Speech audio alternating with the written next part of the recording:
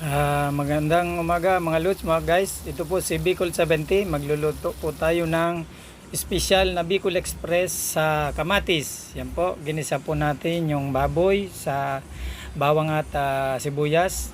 Tinakpan po natin para lumambot. At nung paglambot po, inilagay po natin yung bagoong alamang. Ayan po. At sunod po, ilagay po natin yung napakasarap at maraming kamatis. Yan po ang sekreto ng pampasarap natin ngayon. At tapos po, nung naluto na yung kamatis, nilagay po natin yung siling, labuyo at yung laurel. Nilagyan na po natin ng paminta, pampasarap po.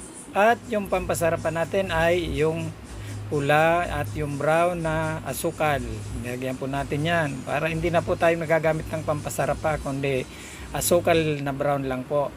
At ito pa po ang sikreto, nilagyan pa po natin ng dilis, yung pinong dilis, yan, para hindi po siya madurog. Nilagyan po pa natin ng yan Tagalog na siling Tagalog po, additional na pampasarap. Yan po mga guys, mga loads, ang Bicol Express sa kamatis. Maraming salamat po. Please subscribe, like and share na lang, at pindot na rin po ng bell para sa ating mga susunod na video. Yan po, yan ang finished product ng Bicol Express sa kamatis, mga lods, mga guys.